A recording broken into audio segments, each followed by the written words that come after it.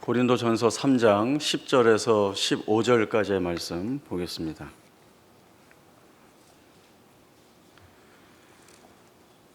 고린도전서 3장 10절에서 15절까지 말씀 보겠습니다. 내게 주신 하나님의 은혜를 따라 내가 지혜로운 건축자와 같이 터를 닦아두매 다른 이가 그 위에 세우나 그러나 각각 어떻게 그 위에 세울까를 조심할지니라. 이 닦아둔 곳 외에 능히 다른 터를 닦아둘 자가 없으니 이 터는 곧 예수 그리스도라. 만일 누구든지 금이나 은이나 보석이나 나무나 풀이나 지푸로 이 터 위에 세우면 각 사람의 공적이 나타날 터인데 그날이 공적을 밝히리니 이는 불로 나타내고 그 불이 각 사람의 공적이 어떠한 것을 시험할 것임이라. 만일 누구든지 그 위에 세운 공적이 그대로 있으면 상을 받고 누구든지 그 공적이 불타면 해를 받으리니 그러나 자신은 구원을 받되 불 가운데서 받은 것 같으리라. 아멘. 오늘 바울의 말씀을 통하여 두 가지를 살펴보려고 합니다. 첫 번째는 하나님이 맡겨주시는 역할과 그 책임에 대한 것이고, 두 번째는 교회의 참된 터는 무엇인가 라고 하는 것입니다. 바울은 고린도 교회 성도들이 여러 파로 나뉘어서 싸우고 있는 가운데 이와 같은 권면을 하고 있습니다. 나는 지혜로운 건축자와 같이 터를 닦았고 또 다른 이가 그 위에 세울 것이다. 이 말은 나는 어떤 건물이 잘 올라갈 수 있도록 터, 기초를 닦는 책임이 있다고 한다면 다른 사역자는 그 기초되는 터 위에 건물을 세우는 책임이 있다라고 하는 것입니다. 계속 이야기되고 있지만 하나님께서 각자에게 각각의 은사에 따라 맡겨주신 역할이 있다라고 하는 것을 바울이 강조하고 있습니다. 각각의 사람은 하나님이 주신 대로 그 맡은 은사가 다릅니다. 이 다르다는 것은 누구는 맞고 틀리거나 또 누구는 높고 낮거나 또 누구는 유용하거나 쓸모없다라고 하는 것을 판별하는 기준이어서는 안 된다는 것입니다. 바울은 교회에 대하여 말하고 있습니다. 교회는 예수 그리스도가 머리이시고 예수와 한 몸을 이루기 위한 지체들이 연합하기 위하여 모인 자리입니다. 그래서 한 몸을 이루기 위하여서 각자에게 주신 은사에 따라 그 역할에 열심을 다하고 또 다른 사람에게 맡겨진 역할과 책임에 대해서 이해하고 수용하고 연합하여서 결국 그리스도의 장성한 분량이 충만한 데까지 자라남으로 인하여서 주의 몸된 교회를 온전하고 또 거룩하고 아름답게 세워가는 일을 함께 해야 하는 것입니다. 하나님은 이 연습과 훈련을 교회 안에 들어와서 하라 이렇게 말씀을 주시고 있습니다.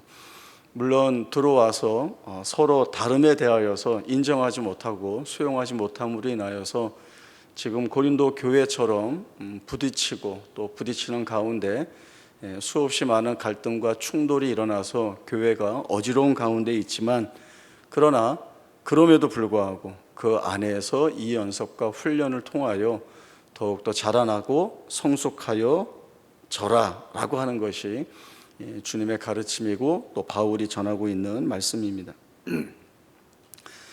운동을 예로 들면 유도, 레슬링처럼 개인이 하는 운동이 있고요. 또 축구, 야구, 배구, 농구처럼 여러 사람이 한 팀을 이루어서 시합하는 종목도 있습니다. 개인이 하는 시합 같으면 아무래도 개인의 실력에 따라 그 승패가 결정이 되기 때문에 개인의 실력이 얼마나 뛰어난가라고 하는 것으로 거기에만 초점이 맞추어지겠지만, 여러 명이 팀을 이루어서 하는 시합은 물론 개인의 실력도 중요하지만 무엇보다 중요한 것은 한 팀으로 묶여있는 그 선수들이 조화를 이루는가라고 하는 것입니다. 여기서 조화라고 하는 것은 축구든 야구든 농구든 각각의 포지션이 있고 그 포지션에 따른 역할이 있는데 그 역할을 자기 자리에서 잘 수행해 내므로써 다른 팀원들과 조화를 이루어야 좋은 결과를 만들어낼 수 있기 때문에 이렇게 여러 선수들이 한 팀을 이루어서 하는 운동 종목은 무엇보다도 이 조화가 가장 중요할 수밖에 없습니다. 제가 청년부 사역할 때 우리 청년부 친구들 데리고 축구를 자주 했습니다.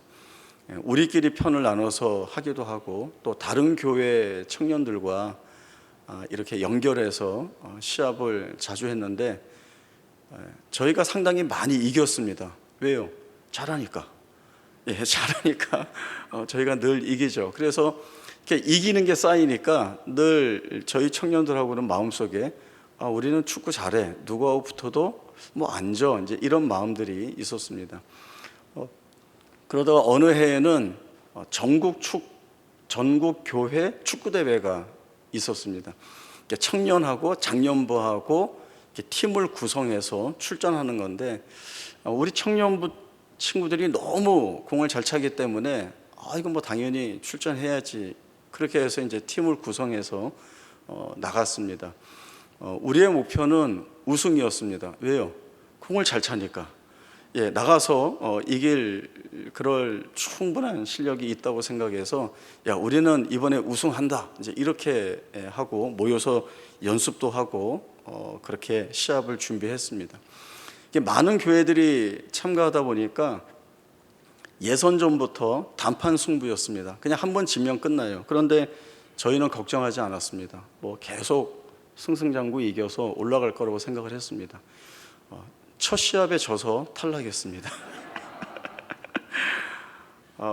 저뿐만 아니라 우리 청년부 친구들이 다 충격을 받아가지고 버스 타고 교회 오는데 아무도 얘기를 안 하는 거예요. 다 시무룩해져 있고 도대체 이 결과를 받아들일 수가 없는 겁니다. 그래서 제가 가만히 그 시합을 좀 머릿속에 그려가면서 좀 더듬어 봤습니다.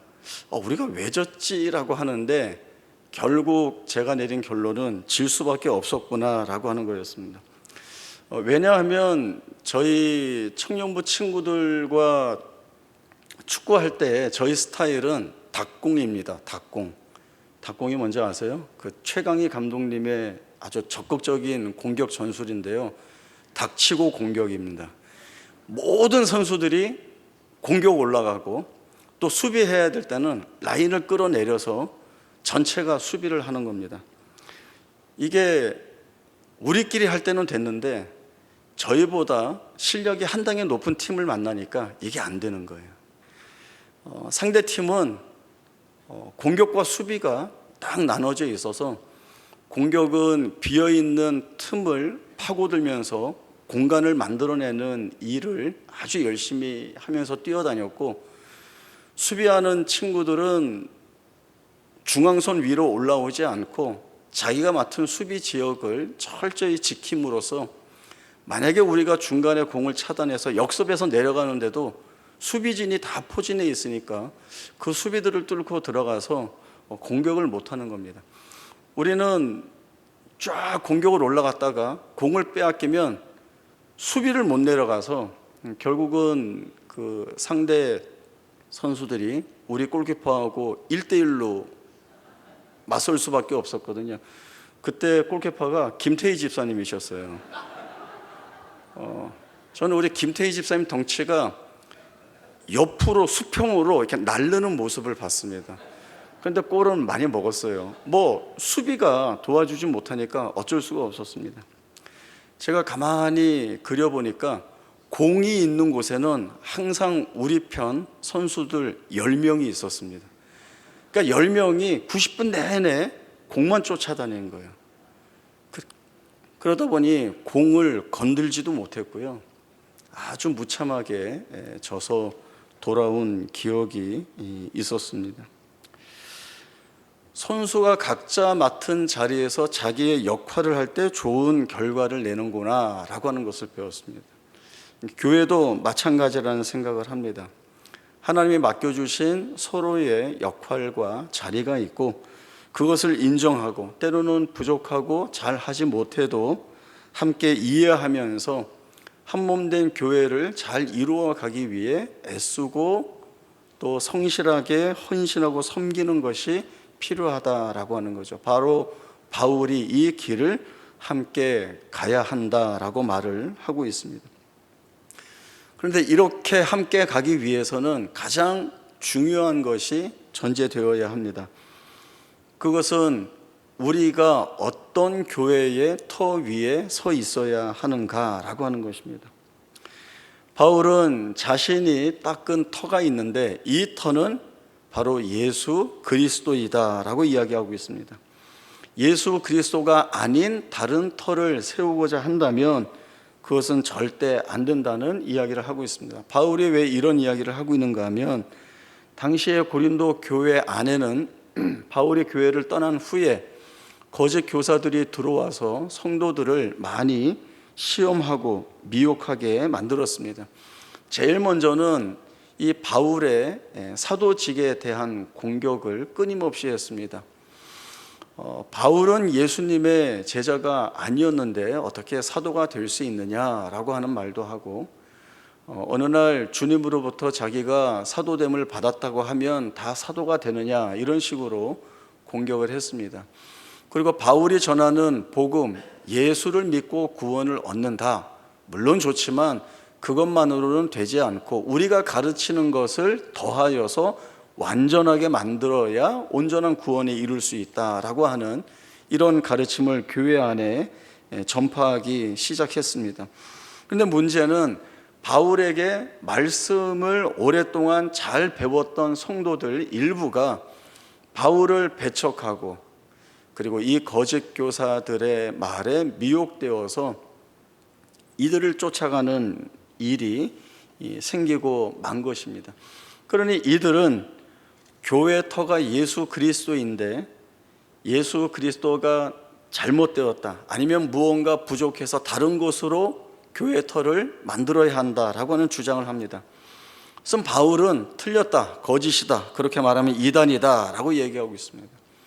예수 외에 다른 것이 더해질 수 없습니다. 교회의 참된 터는 예수이기 때문에 예수로 교회의 기초를 삼지 않으면 제 아무리 그 교회가 거대하고 화려하다 할지라도 결국엔 무너질 수밖에 없습니다. 망할 수밖에 없습니다.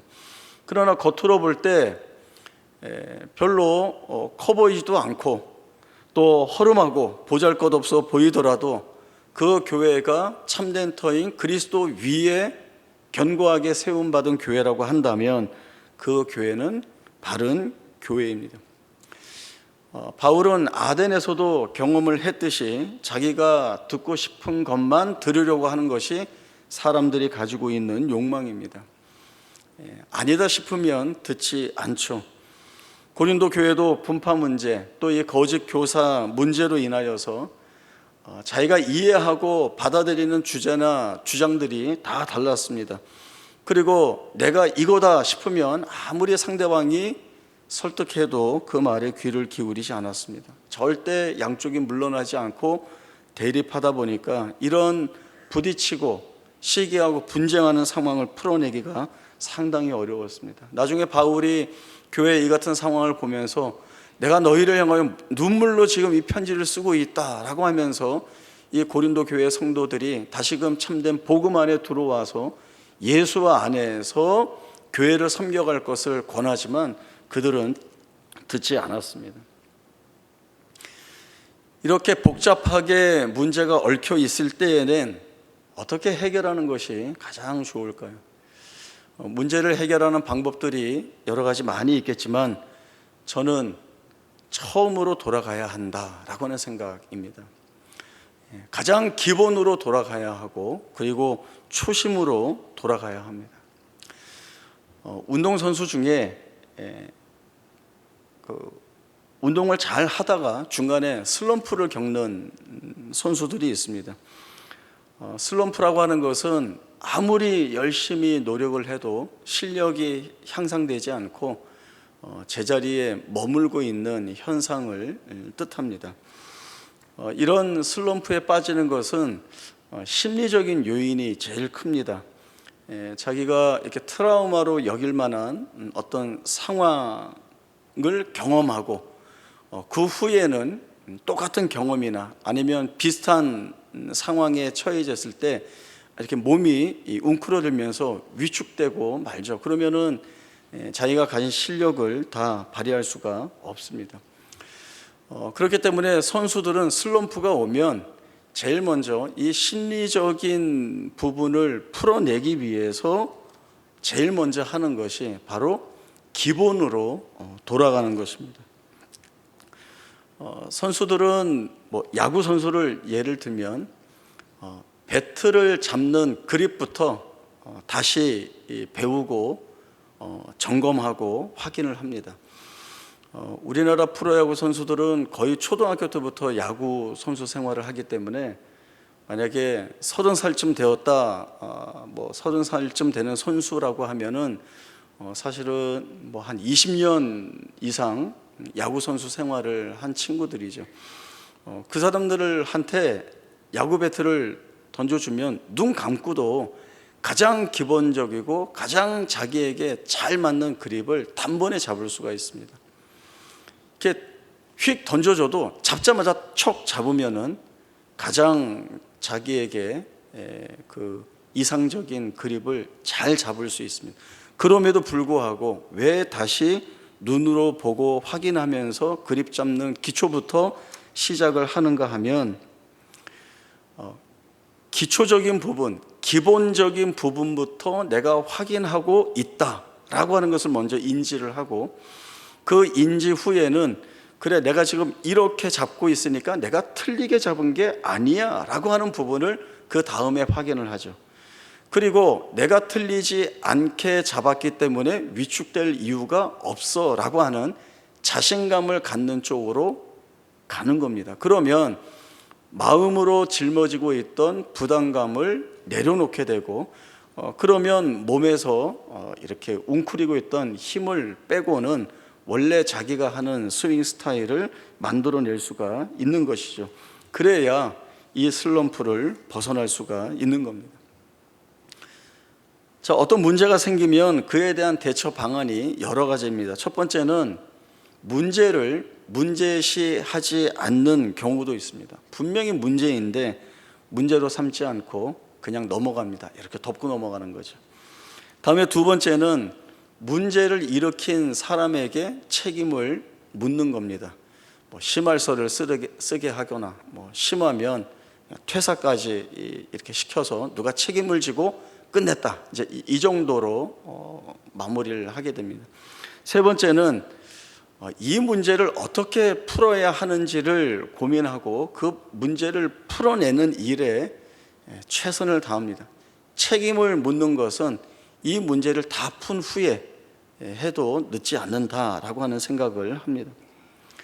첫 번째와 두 번째는 문제를 푸는데 관심이 없습니다. 그냥 문제 없다고 넘겨버리고 잘잘못을 따져서 누구에게 책임을 지우는 것만 있습니다. 그러나 세 번째는 문제를 풀겠다는 의지가 있습니다. 바울은 고린도 교회가 안고 있는 문제로 혼란스러워졌을 때 바로 이 세 번째 방법을 택하였습니다. 바울은 거짓 교사들로 인하여서 교회가 분열되어 있을 때에 자기를 비난하고 배척하는 성도들을 온전히 회복하고 바르게 세우기 위하여서 이 문제를 풀어내기 위해 싸웠습니다.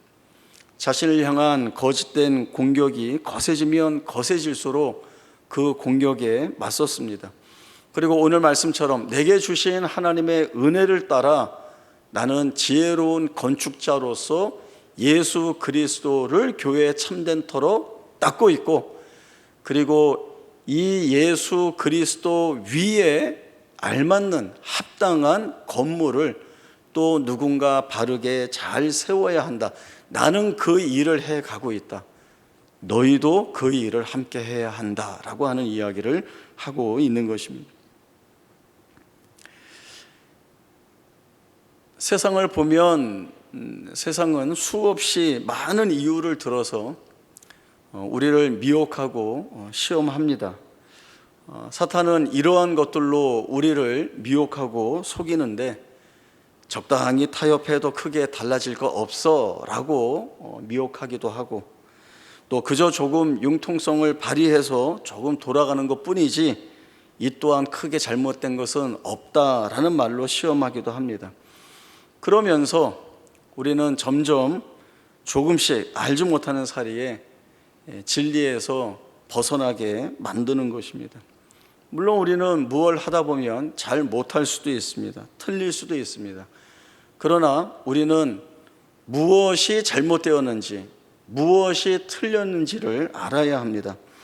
그때 제일 먼저 확인하는 것이 무엇인가 하면, 우리가 교회의 참된 터인 예수 그리스도 위에 서 있는가, 우리가 예수 안에 있는가라고 하는 이 사실을 중점적으로 확인해야 합니다. 바울은 그가 편지를 써서 보내는 여러 교회의 그 내용들 안에 가장 많이 반복되는 이야기가 그리스도 안에서, 예수 안에서라고 하는 이야기입니다. 바울은 자기가 알고 있는 철학이나 어떤 사상이나 어떤 내용을 가지고 상식적이고, 그리고 이해할 만하고 알아들을 만하고, 아니면 자신의 지식을 자랑하고 뽐낼 그런 이야기를 하지 않았습니다. 항상 예수 말씀에 근거하여서 이게 옳은가 틀린가, 여기가 진리인가 아닌가 라고 하는 것을 가장 중요하게 여겼고, 진리를 지키는 일에 목숨을 걸었고, 진리가 아닌 것을 들고 나왔을 때는 바울은 되게 다혈질이거든요. 엄청나게 투쟁하고 싸웠습니다. 왜요? 교회를 바르게 지켜야 하기 때문에 그렇습니다. 예수님께서 오병이어의 기적을 행하시고 가버나움으로 가셨습니다. 사람들이 이 예수님을 찾아 가버나움으로 쫓아왔습니다.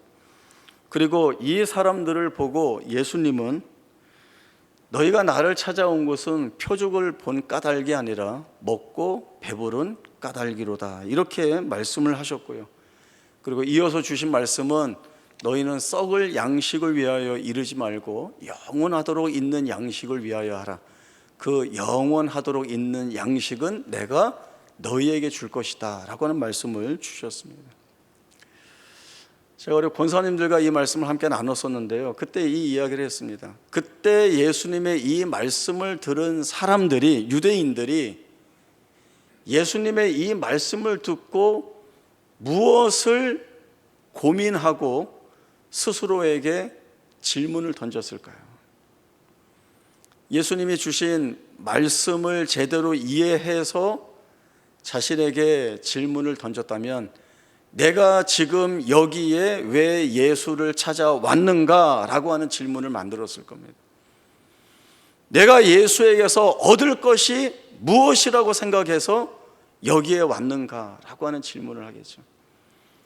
그들은 예수님의 말씀대로 예수님을 하나님의 아들, 이 세상을 구원하실 구주로 알고 쫓아온 것이 아니라 자신들의 필요, 배고픔과 굶주림과 궁핍의 문제를 해결할 수 있는 자이기 때문에 예수를 쫓아온 것입니다. 그러면 예수님을 바르게 쫓아온 것이 아닌 거죠. 예수님이 던진 말씀의 질문을 가지고 그 질문에 대한 답을 그때부터 그들은 찾아가야 할 것입니다. 그리고 그 질문은 오늘 우리가 또 우리 스스로에게 던져봐야 하는 질문입니다. 나는 예수를 왜 믿고 있는가? 내가 예수에게 원하는 것이 무엇인가? 무엇을 이 예수에게서 얻어내려고 내가 예수를 붙들고 있는가라고 하는 질문을 던지고 치열하게 묵상하고 거기에서 답을 찾아내야 합니다. 그래야 예수가 하나님의 아들이신 것과 나의 구주이신 것과 교회의 참된 터가 되신다는 사실을 알 수 있습니다. 그리고 그 예수가 하나님의 아들이요 참된 구주요 교회의 참된 터라는 것을 알아야 우리는 성공을 해도 그 성공에 목매지 않을 수 있습니다. 우리는 실패를 해도 그 실패 속에서 좌절하거나 절망하지 않을 수 있습니다. 아프고 상처가 나도 거기에서 치유하시고 회복시키시는, 그리고 없는 것을 있는 것으로 만드시고 죽은 자리에서 다시 살아나신 예수님의 그 모습을 우리가 붙들고 그 자리에 함께 설 수 있는 자가 되는 것입니다. 그것이 예수님이 우리에게서 보고 싶으신 모습이죠. 그리고 우리가 만들어가는 교회가 어떤 교회여야 하는지를 우리에게 가르쳐주고 계시는 말씀입니다. 많은 사람들이, 그리고 세상이 우리를 미혹하고 시험하고 있다는 것을 여러분 잊지 마시기 바랍니다. 세상은 옛날처럼, 사탄은 옛날처럼 너 예수 믿을래? 아니면 죽을래? 이런 식으로 하지 않습니다. 이제 순교의 시대는 지난 것 같지만, 그러나 영적 순교의 싸움은 여전히 계속되고 있습니다. 우리에게 작은 틈새를 열어서 아무것도 아닌 것처럼 넘어가게 만들죠. 뭐 너희만 유독 그래, 다 이렇게 해, 이래도 괜찮아, 다 할 수 있어, 누가 뭐라고 하냐, 이렇게 가면 어차피 가면 되는 거 아니야. 그 조그만 틈새가 결국은 큰 건물을 무너뜨리게 됩니다.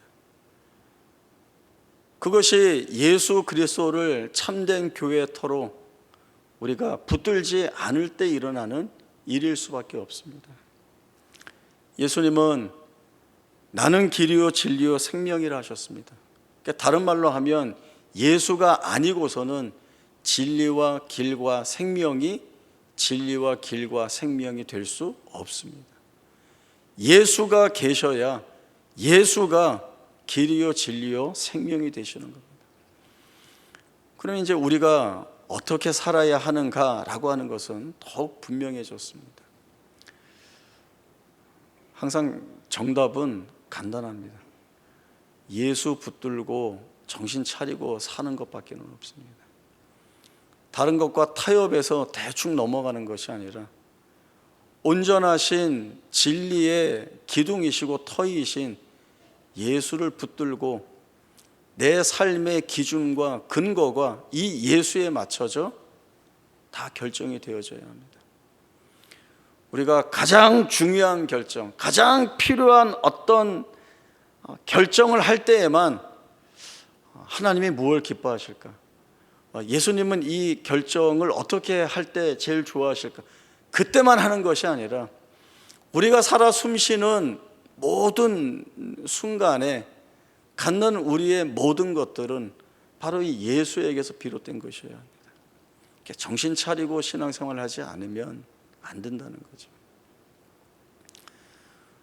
우리 할아버지 할머니 세대, 부모님의 세대가 참 귀한 신앙의 유산들을 많이 남겨주셨습니다.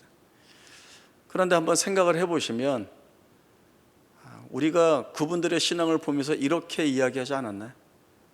너무 고리타분해, 너무 숨도 못 쉬게 하는 것 같아, 저렇게까지 하는 건 아닌데 좀 더 이렇게 좀 뭐가 있는데, 뭐가 있긴 뭐가 있어요.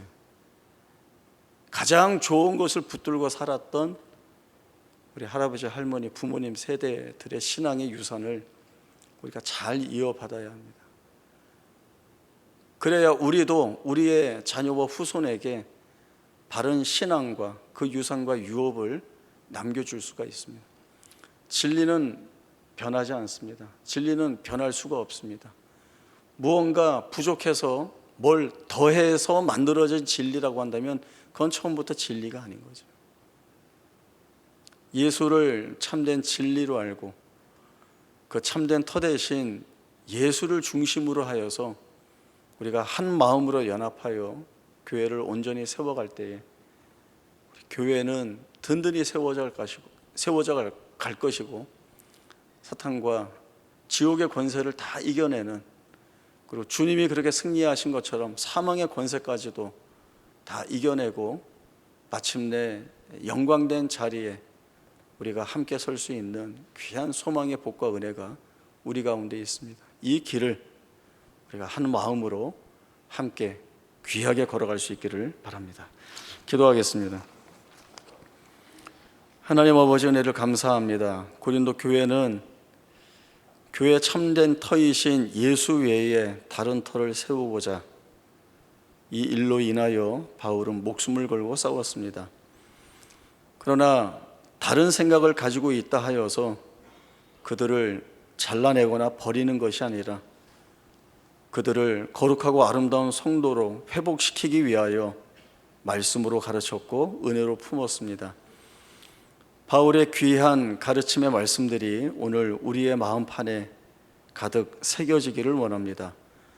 교회의 참된 터 대신 예수만을 붙들고 나아가는 것이 우리의 살 길이고, 우리가 헌신하고 수고하여 세워가는 교회의 거룩하고 아름다운 견고한 터가 됩니다. 이 사실을 놓치지 않고 기도하며 우리 사랑하는 성도들과 한몸됨을 이루어가는 귀한 일에 온 힘을 다하고 열심을 다할 수 있는 우리 모두가 되게 하여 주옵소서.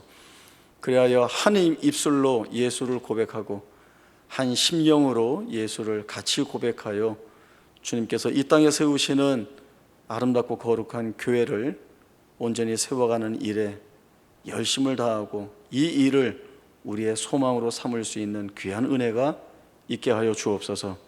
거룩하신 예수님의 이름으로 기도하옵나이다. 아멘.